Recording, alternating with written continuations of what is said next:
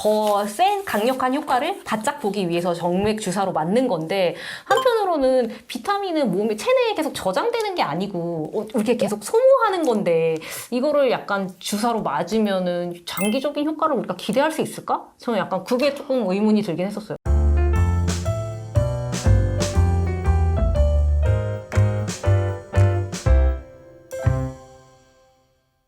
친구에게 추천해주고 싶은 수액은? 친구에게요? 네.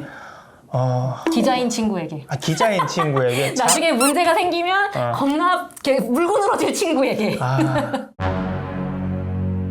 고민되는 게 따로 있으세요? 건강 컨디션이나 이런 거 있어서? 뭐 그런 건 아닌데, 아무래도 항상 피곤하고 약간 이러니까 좀 약간 날아갈 것 같은 기분을 느끼고 싶다. 자고 일어나도 피곤하잖아요. 항상 약간 이렇게 물에 젖은 솜처럼 축축 처지니까. 그럴 때 침대를 좋은 거 사고 이불을 좋은 거 덮으세요. 온도계 습도계 같이 돼 있는 거 집에 다 하셔가지고 온습도를 항상 청결하게 유지하시고. 어제도 쇼파 했었는데. 아니, 수면 위생 자체가 이제 문제신 거예요. 인터넷에 수면 위생이라고 쳐보시면은 수면 위생에서 이제 항목들이 있어요.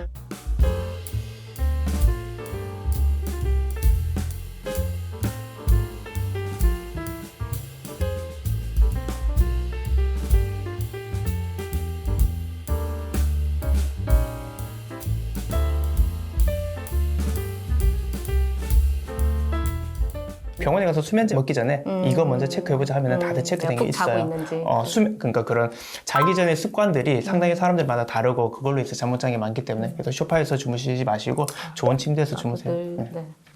마음은 먹지만 피곤하실 땐 저희 병원 오셔가지고 수행받고 주무셔도 되고 피로와 관련돼서는 사실 저는 이제 많은 것들을 컴바인 해드리는데 대표적으로 비타민 B군이랑 B군 컴바인 된 게 있어요. 비타민 B1, B5, B6, B12 이렇게 컴바인 된 것들이 나와서 거기에다가 비타민 C 그리고 미래를 위해서 배곡. 지금도 많이 젊어 보이시지만은 앞으로도 젊어 보여야 되니까 노화를 막기 위해서 배곡. 아니, 그러니까 저 진짜 궁금했던 게, 우리가 요즘에 뭐 비타민 B 고함량 비타민이 굉장히 인기가 많잖아요. 우리 옛날 생각하면 뭐 비콤씨부터 시작해서 뭐 임팩타민, 뭐 비맥스, 뭐 오만 그 고함량 비타민 제품들이 되게 많이 나오고 우리가 그거를 매일매일 먹는단 말이죠. 근데 이제 지금 얘기하신 거를 이제 좀 더 센 강력한 효과를 바짝 보기 위해서 정맥 주사로 맞는 건데, 한편으로는 비타민은 몸에 체내에 계속 저장되는 게 아니고 이렇게 계속 소모하는 건데, 이거를 약간 주사로 맞으면은 장기적인 효과를 우리가 기대할 수 있을까? 저는 약간 그게 조금 의문이 들긴 했었어요. 맞습니다. 소모를 하는 거고 특히나 ADEK 같은 경우에는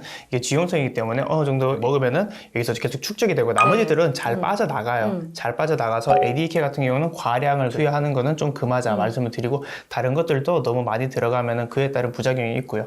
계속 인체가 돌아가면서 필요한 수많은 잔잔한 나사라고 생각을 하시면 돼요. 소모되는 나사を계속 인체에서는 만들고 혹은 섭취를 하고 흡수를 해야 되는데 그런 것들 불균형이 있을 수 있기 때문에, 그래서 이런 것들을 먹는 걸로 좀 보완을 해보자 혹은 먹는 걸 내가 잘 못 챙겨 먹겠다 할 때는 조금 더 흡수도가 높은 그런 정맥으로 투여를 해보자, 즉 효과도 좀 더 즉각적이지 않을까라는 관점에서 비타민을 진행을 하는 거고요. 정맥 영양요법에서 비타민이 큰 군을 차지해요. 그리고 그 이외에 항산화군, 그런 군들이 또 이제 장기적으로 봤을 때는 인체의 컨디션을 올리는데 좋은 역할을 하고 있죠.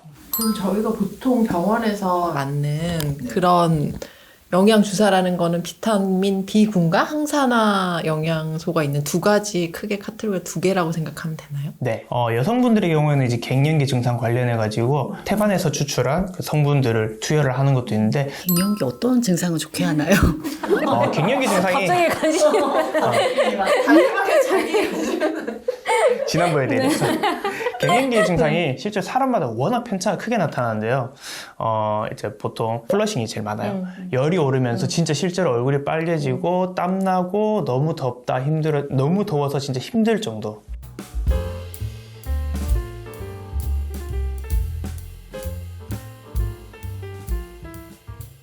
저희 고모님 집에 겨울에 놀러 갔는데 에어컨을 켜놓으셨더라고요. 이게 여성분들이 이제 반평생을 호르몬에 열심히 노출되다가 이 호르몬이 스탑되면서 그로 인해서 몸에 적응되는 기간이 좀 필요한 거고요. 그래서 보통 짧게는 1, 2년, 길게는 4, 5년씩도 많이 고생들을 하세요.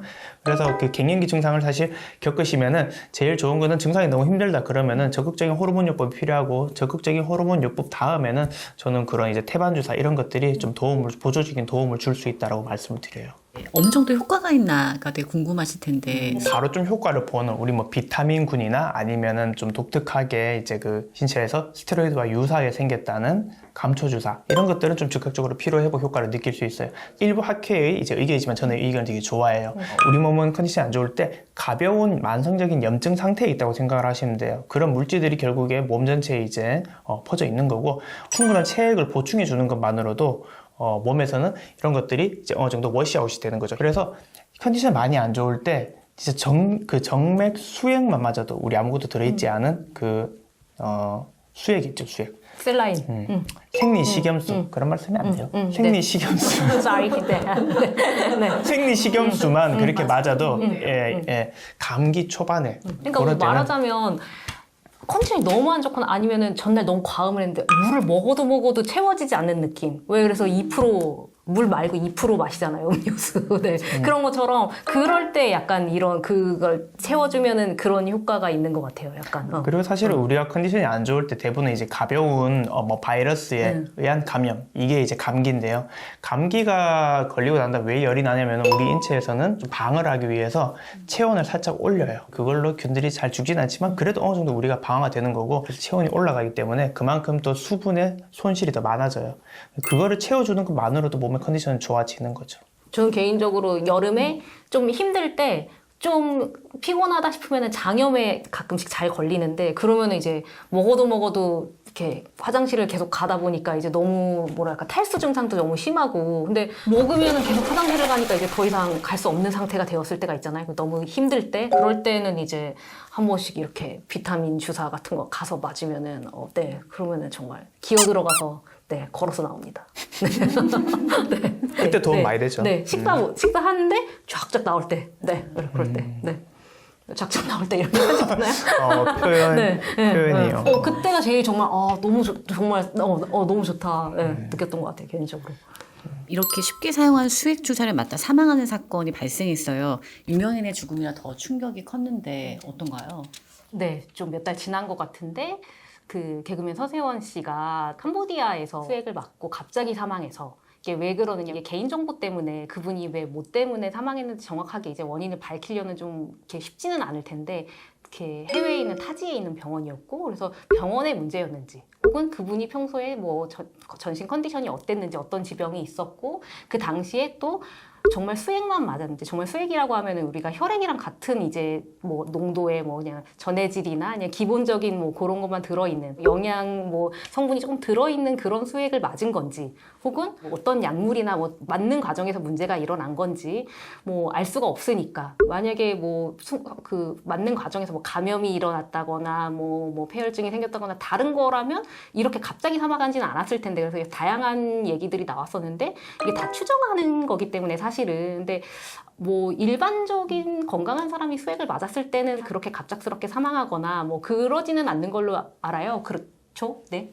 네, 일반적으로는 이제 수액 맞을 때 좀 주의를 할 게 신장 기능이 괜찮으신지, 그 다음에 심혈관계 기능이 괜찮으신지 이런 것들 좀 대표적으로 여쭤보고 그 다음에 알러지가 있는지 약물에 대해서 혹은 다른 거에 대해서 알러지 있는지 그런 거를 체크를 해드려요. 건강한 컨디션이라면은 수액이 짧은 시간에 과하게 들어가서 심장의 총 체액량이 증가해서 이제 무리하게 심장에 부담을 주고 폐에 부담을 주는 뭐 그런 경우나 아니면 신기능이 안 좋은데 무리하게 이제 체액량이 늘어나서 신장이 무리하다든가 이런 거 아니면은 일반적으로 적절한 그 가이드라인 안에서 투여를 하면 크게는 문제가 없습니다. 네. 물론 감염 없이 안전하게 약물을 믹스해서 즉각적으로 환자분에게 투여를 바로 하는 것도 도움이 되고요. 뭐 전에 미리 믹스해 놓고 이런 것들은 당연히 감염의 위험성이 올라가겠죠.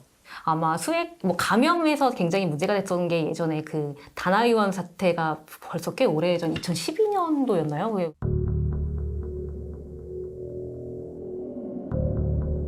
그건 뭐 특정 의원의 어떻게 보면은 뭐 일탈적인 부분이어가지고 일반화해서 얘기할 수는 없지만 말하자면 미리 믹스해 놓은 수액이나 제대로 보관되지 않은 그런 약품을 이제 하다 보니까 C형 간염이 되게 대규모로 발생하는 사건이 있었잖아요. 혈관을 우리가 뚫고 넣는 그런 침습적인 행위가 일어나는 과정에서 감염이 충분히 일어날 수 있기 때문에 좀 그런 것들을 잘 고려해서 네, 하시는 게 중요할 것 같습니다. 네.